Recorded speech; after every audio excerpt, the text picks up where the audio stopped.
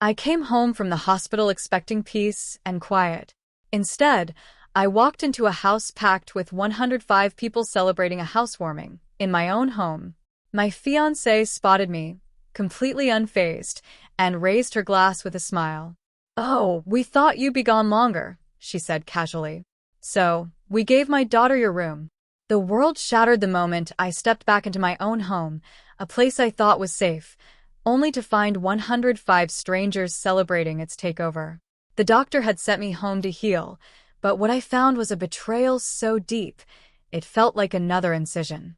The late afternoon sun cast long, deceptive shadows down my street, but the blaring pop music and garish white and gold balloons tied to my mailbox screamed that something was terribly wrong. My front door, usually a quiet threshold, vibrated with unfamiliar laughter and a sense of aggressive festivity that made the hairs on my neck stand on end. I was Marcus, 36 years old, a barber with a four-chair shop in Tulsa that I'd built with my own hands. Every haircut, every late night, every penny saved had gone into that little brick house. 2 bedrooms, old hardwood floors, a backyard just big enough for a grill. It was mine. It was ours. My son, Leo, and I had painted his room blue, picked out the perfect spot for his desk so the light hit just right for drawing. That room wasn't just 4 walls. It was a sanctuary, a quiet corner of the world built for an 8-year-old boy. Sarah came into our lives 2 years after I bought the house. At first, she was everything I thought I needed. Warm, an easy laugh, the kind of woman who made you feel chosen. She had a daughter, Chloe, a couple years younger than Leo. I never expected instant family bliss, but I missed the insidious pattern that began to emerge. Every conversation about our future circled back to my money, my space. Every family problem on her side somehow had my name and my wallet attached to the solution. It started small. A forgotten electric bill. Chloe's dance tuition because her ex was behind again. A car insurance during a rough month. Then it escalated. Sarah's mom, Carol's refrigerator repair. Sarah's brother, David's truck trouble. Then his rent. Then groceries. Always urgent. Always temporary. Never ending. By the time Sarah and I were engaged, I was footing the mortgage, utilities, internet, most groceries, Sarah's phone, random extras for Chloe, and still funneling cash to her family, like some personal relief fund. $200 weekly to Sarah for house stuff, $85 to Carol when she was short, whatever David needed, a tow, a phone bill, a court fee. And as I kept giving, they kept making Leo smaller. Not a big, dramatic scene, just steady, subtle cuts. Chloe got the bigger cupcake. Chloe got the front seat. At Thanksgiving, Leo got a plain red stocking from a discount bin while the cousins had embroidered ones. When we stayed at David's lake rental, which I paid for, David invited 2 friends, and Leo ended up on couch cushions because kids don't care. The worst part? Leo never complained. He'd just nod and say, "It's okay, Dad." My son, the quiet artist, learned too well how to make himself easy. My appendectomy was supposed to be simple. 1, maybe 2 nights in the hospital. Sarah packed my bag, told me not to worry. Leo stayed with my sister, Jennifer. Jennifer never liked Sarah. "Anyone who needs praise for basic decency usually comes with invoices," she once said. I'd laughed then. I wasn't laughing now. The surgery was Tuesday. By Wednesday evening, the doctor said I could go home. Sarah didn't answer my first 2 calls. On the 3rd, a text. "Busy here. Can you Uber?" My neighbor, Mike, drove me instead. As we turned onto my street, seeing the balloons and the line of cars, he whistled low. "That doesn't look right," he said. No, it didn't. I pushed my front door open and walked into a party. A full-blown party. People in my kitchen, on my couch, standing in my hallway, drinks in hand, like they own the place. Catering trays on my counters, rental chairs in my dining room.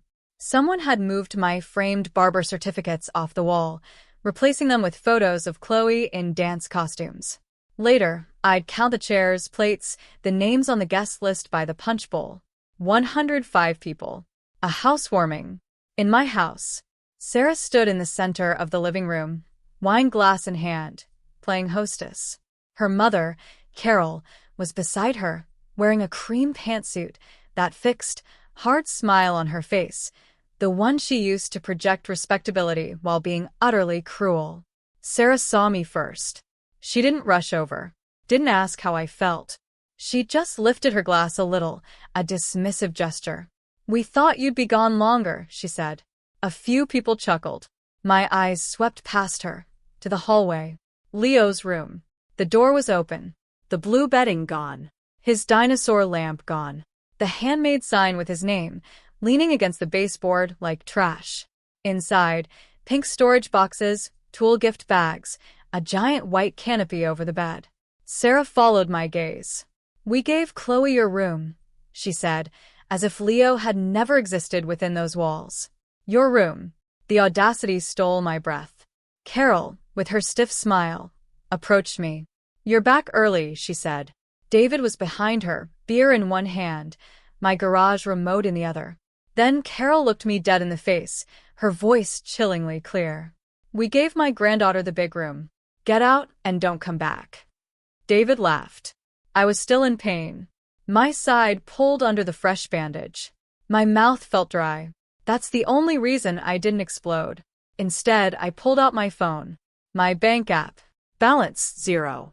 Checking 0. Savings 0. Emergency account 0. I stared at the screen, convinced it hadn't loaded right. Then I saw them. Transfers. Multiple withdrawals. Transfers I didn't authorize. And one notification that made everything inside me go silent. Vehicle sale confirmation. My truck. Sold yesterday. The truck I'd paid off 2 years earlier, the one with Leo's baseball glove under the seat. The truck I used for supply runs, for Saturday hardware store trips. I looked up, letting out a short, hollow laugh. "Didn't waste a minute, huh?" I said. The room changed. Not silence, but a sudden, sharp attention. Sarah's expression shifted for the first time. Carol folded her arms. "We did what we had to do," Carol stated, her voice tight. "Sarah has to think about stability for her daughter. Her daughter. Always her daughter. Never my son. Never us." I looked down the hall at the room they'd stripped in less than 48 hours. "Where are Leo's things?" I asked, my voice low, strained. "In bins," Sarah said quickly. "Where?" "In the garage. Some on the patio." We had to move fast. Move fast. Like they were clearing out a tenant. I set my backpack down on the hall table, unzipped it, and pulled out the envelopes. 43 of them. Thick, white, all labeled. Sarah frowned. "What is that?" "The reason I'm still standing here calm," I said. 3 weeks earlier, before the surgery, I'd gone to see a lawyer named Elena Rodriguez. Not because I planned to end my engagement, but because I was tired. Tired of too many people having access to too much of my life. Too many passwords, too many accounts, too much temporary help that had become permanent entitlement. Elena listened, then said one sentence that stuck in me like a nail. "You are not being generous. You are being harvested." She helped me prepare files in case I ever needed to shut everything down fast. These envelopes held exactly that. Fraud forms, account revocations, signed cancellation letters, property notices, copies of transfer histories, a dispute packet for my truck, written instructions to freeze accounts, confirmation sheets for ending every automatic payment linked to Sarah, Carol, and David. I held up one envelope. "This one is the bank fraud packet." Another. "This one disputes the truck sale." Another. "This one revokes every shared access permission I ever gave anyone in your family." I set one more on the entry table. "And this one states that nobody here lives in this house except me and my son." David's smile vanished. Carol scoffed. "Don't be dramatic." Dramatic? I almost laughed. There were 105 people drinking in my house under a fake housewarming sign. My bank account was at 0, and my child's room was a princess display. I spread a few papers on the table. Transfer records, payment logs, dates, amounts. $1,125 for David's rent. $640 for Carol's therapy copay. $315 for Chloe's dance tuition. $1,900 wedding venue deposit. $85 every Thursday to Carol. $200 weekly to Sarah. Random emergencies all over the page. Sarah stared at the highlighted totals. You kept track of that? She asked, her voice small. Yes, I said. Somebody had to. That was the moment the last illusion dropped. This wasn't one ugly night. It wasn't just a party. It wasn't even one theft. It was a long pattern finally showing its full, monstrous shape. They took money because I let them. They took space because I let them. And now, while I was in a hospital bed, they had taken Leo's room because they believed I'd still let them. That was the last straw. Not the party, not even the truck. My son's room. Because that told me exactly how little they thought of him and how safe they felt doing it. Sarah tried a softer voice, the one she used to manipulate. Marcus, you just got out of surgery. You're tired. You're upset. I pulled out my phone and called Elena on speaker. She answered on the second ring. Mr. Ward, I'm home, I said. The house is occupied. A pause. Are you safe? As safe as I can be with 100 strangers in my living room. Several guests started gathering their bags right then. Nothing clears a room like a lawyer hearing the word occupied. Elena's voice was calm, crisp. Do not argue. Do not negotiate. If unauthorized persons refuse to leave, contact local non-emergency dispatch. I have already submitted the account freeze documents and dispute notices. Sarah took a fast step toward me. You called a lawyer before this? Yes, I said, meeting her eyes. Because deep down, some part of me had known. I ended the call and looked at her. You need to take your family and leave my house. She blinked, as if she truly thought she still had options. Marcus, no. One word. Flat. No yelling, no speech. Just no. You, your mother, your brother, your guests. Take everything you brought into this house. Take it now. Carol interjected. And where exactly are we supposed to go? Somewhere you're paying for, I said. That landed. Sarah tried another angle. So, you're throwing my daughter out?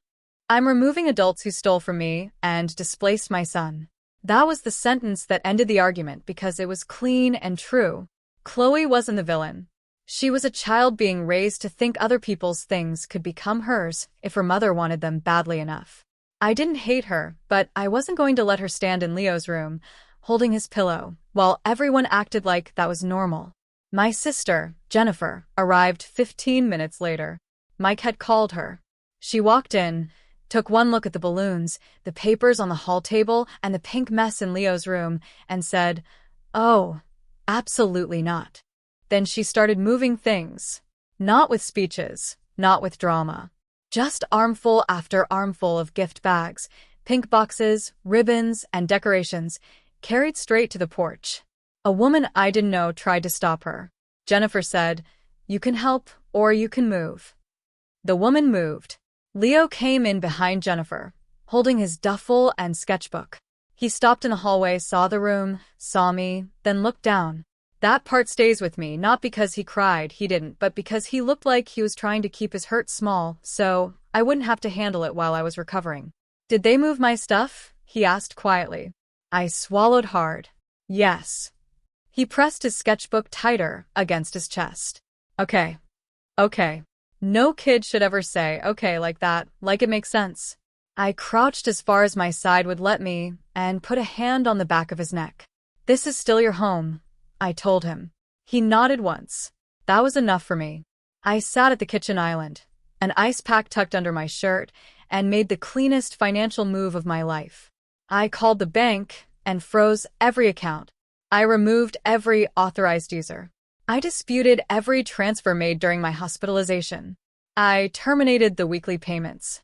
I shut down the shared wedding savings account. I froze my credit. I canceled Sarah's phone line from my family plan. I canceled the bedroom furniture order she'd placed for after the wedding. I disputed the truck sale. I changed the house alarm code, garage code, Wi-Fi password, streaming passwords, pharmacy pickup authorization, grocery delivery access, and emergency contact forms at Leo's school. One decision, one line. No more shared access to anything built on my labor. That was my boundary. Not revenge, not chaos. Structure. Carol tried every angle while I did it. This is cruel. This is stress talking. You're punishing Chloe.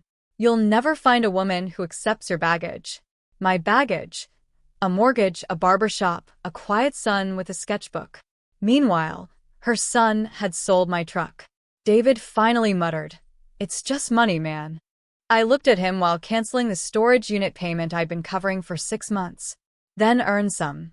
He shut up after that. Sarah didn't cry until she heard me cancel the wedding venue. That was the first thing that seemed real to her. What do you mean, canceled? I didn't even look up. I mean, I'm not financing a ceremony for someone who moved my son out of his bedroom while I was in the hospital. She stared at me like I was the one destroying something sacred. You're ending everything over one room? That told me more than any confession could have. It's not one room, I said, my voice flat. It's every time I paid for a place in your life that you never intended to give us. By 10 that night, the house was empty except for me, Leo, Jennifer, and Mike. The balloons were gone. The sign was gone. Mike changed the locks. Jennifer remade Leo's bed with the blue sheets. Leo put his lamp back on the desk and lined up his pencils again, like he was repairing something with his hands because his heart couldn't do it yet. I sat in the hallway and watched him. My incision hurt. My truck was gone. My accounts were frozen. My fiancé was gone. And underneath all of that, I felt relief. Actual relief. Not the kind you feel after sending money, so people stop bothering you for 3 days. The kind that comes when you finally stop lying to yourself. The missed calls started before midnight. Sarah first, then Carol, then David. Texts stacked up. You embarrassed me. Mom says you planned this. How could you do this to Chloe? You're unstable. A real man doesn't throw women out at night. At least unlock my storage unit. I blocked all 3. The next morning, Jennifer came over with bagels and Leo sat at the kitchen table, drawing. He didn't talk much, just drew. When I passed behind him, I saw he had sketched his room exactly the way it had been before they touched it. Blue wall, desk by the window, lamp, bed. Then, in the corner, he had drawn a lock on the door. I had to look away for a second. The fallout lasted weeks. The bank wanted statements and timelines. Elena handled most of it. The truck dispute moved faster once the dealership saw the hospital admission records. The wedding venue refunded part of the deposit because the contract was in my name. Carol's utility bill went unpaid because I was no longer covering it. David lost access to his storage unit when my card stopped clearing. Sarah's phone shut off on a Tuesday afternoon, and she left me a voicemail from an unknown number saying I was destroying lives over pride. Pride. That word told me everything. People who benefit from your lack of boundaries always rename your self-respect when it finally arrives. Then came the house visits. Carol showed up first, with a pastor from her church. I didn't let them in.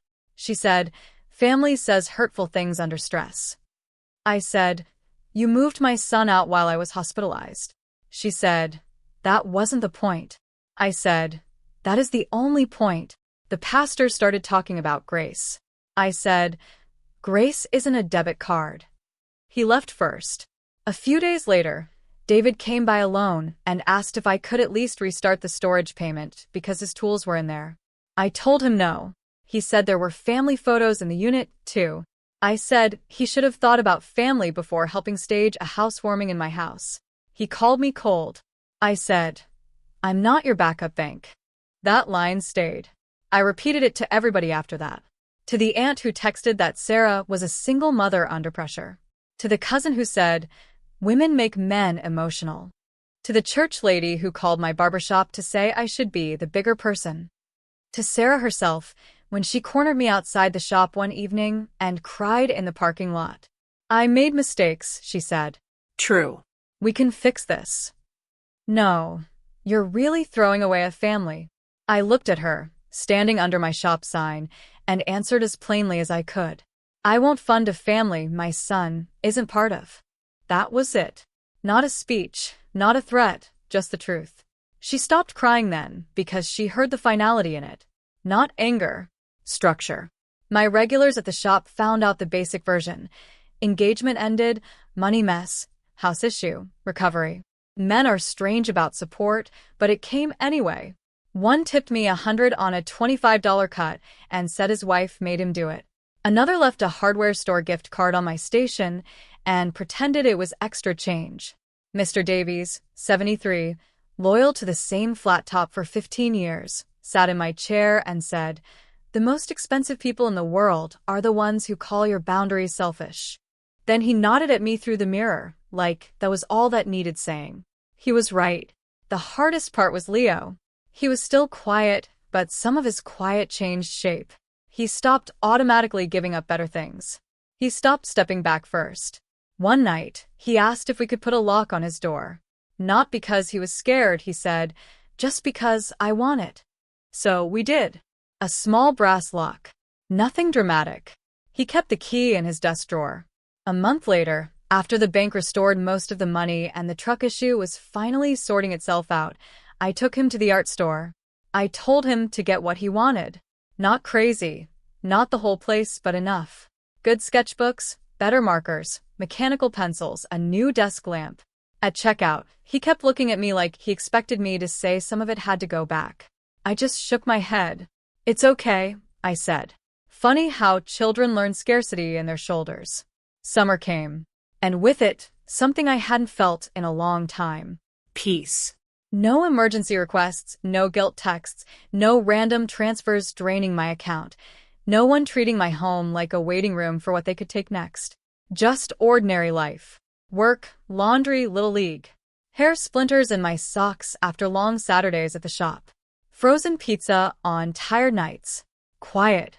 The real closure came in July. Jennifer said we should have our own housewarming. Not because I needed one. Because you got your house back, she said. So we did. Not 105 people. 9. Jennifer and her family from across the street. 2 of Leo's friends and their moms. Mr. Davies, who brought potato salad and a folding chair. I cleaned the grill. Jennifer made pasta salad. Mike hung plain, warm string lights over the patio. Leo made name cards because he liked labels. A simple evening. Burgers, chips, store-bought cookies. Kids running through the yard. No one posing, no one claiming rooms. No one making speeches about family while calculating what they could bill to me later. At one end of the patio table, Leo set out 3 empty envelopes. I asked what they were for. He shrugged. "Just to remember," he said.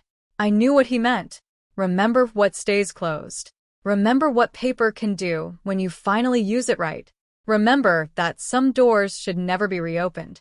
That night, after everyone left and the dishes were drying, I walked through the house turning off lights. Kitchen, living room, hallway, then Leo's room. He was asleep. One arm over the blanket, his sketchbook open beside him. I looked down. He had drawn the house again. Front porch, maple tree, backyard lights, 2 figures in the window. One taller, one smaller. Under it, in careful block letters, he had written ours. I stood there longer than I meant to. That was the moment it all settled. This was never really about revenge. It wasn't even mostly about the money. It was about what happens when you spend too long paying to be tolerated. It was about how some people will gladly eat at your table while teaching your child he doesn't belong there. It was about how help stops being help when it becomes tribute. And it was about one calm boundary doing what years of explaining never could. I used to think kindness meant endurance. It didn't. Sometimes kindness looked like canceled access, changed locks, a frozen account, a child's room restored exactly the way he left it. A quieter table, fewer people, more safety. And if this whole mess taught me anything, it was this. Love that depends on your silence is not love. Family that needs your wallet more than your child is not family. And the moment you stop funding your own disrespect, a lot of people will call you cruel. Let them. They were comfortable, not entitled. There's a difference. What do you think? Was Marcus's reaction justified, or did he go too far? Share your thoughts in the comments below.